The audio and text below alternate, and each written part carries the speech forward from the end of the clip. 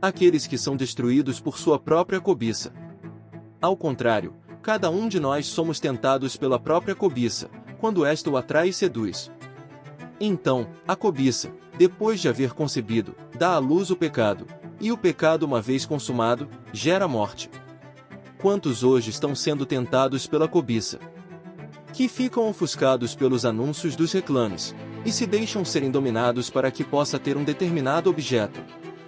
Ficam como que enfeitiçados em possuir, em ostentar e em aparecer para demais pessoas. Homens dominados pela cobiça, não pensam duas vezes em usar meios ilícitos, para que o seu ego seja satisfeito por ter conseguido sobrepujar os seus adversários, mesmo sabendo que os meios usados foram a mentira, o engano e as falsas promessas. No mundo de hoje, a mentira tem prevalecido sobre a verdade e alguns de forma inescrupulosa usam da mentira, sem nenhum pudor, para conseguir o que desejam. Nem que para isso venham destruir reputação de pessoas, venham usar da calúnia, dando falso testemunho, inventando mentiras e narrativa falsas, apenas para se destruir e denegrir vidas, por pura maldade. Na Bíblia existem personagens que usaram desses meios e no final o juízo de Deus sobre eles veio fulminante.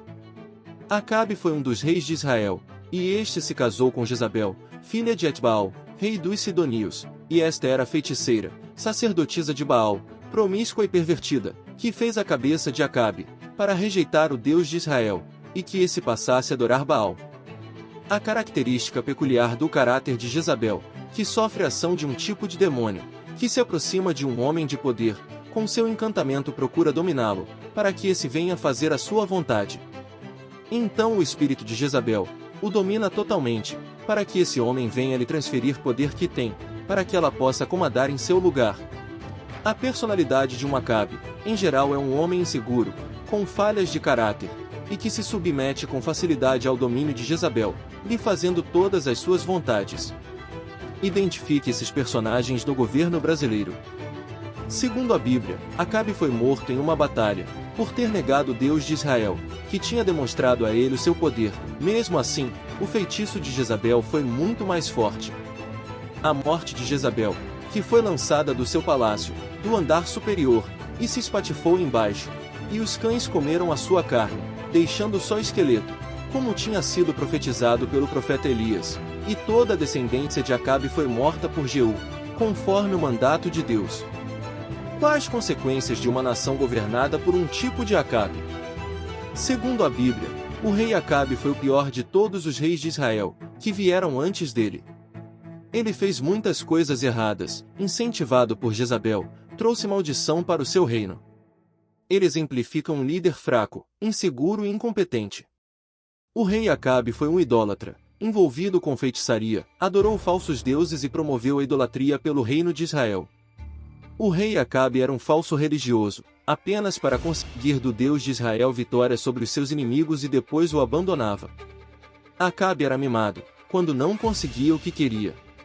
Mas, nada fez quando a sua mulher mandou matar Nabote, que era proprietário de uma vinha, que ele queria, e para isso ela usou de falsas acusações e confiscou a sua vinha para dar para o rei Acabe. Vários profetas de Deus repreenderam o rei Acabe por seus pecados, e avisaram do castigo que estava por vir. Acabe ficava irado com os profetas de Deus, devido às suas cobranças, e os perseguia, juntamente com sua mulher. Quando uma nação é governada por um líder com as características de um Acabe, o resultado será de muitas dificuldades para ele e o seu governo. E o povo sofrerá as consequências tais como fome, guerra, ameaça de guerra, violência, injustiça e perseguição contra aqueles que não aceitarem o seu governo, principalmente os servos do Deus Altíssimo. Acabe pensava que o pecado não tinha importância, mas o pecado acabou de destruir com ele, a sua mulher e a sua família inteira. Amado irmão, para que possamos resgatar a nossa nação das mãos dos homens maus e comprometidos com as trevas, precisamos orar ao Deus Eterno, e pedir por sua misericórdia, para a nossa nação, pois coração contrito e espírito aquebrantado é sacrifício sublime, que ele jamais rejeitará. Ore sem cessar. Shalom plena. Maranata. Vem Senhor Jesus.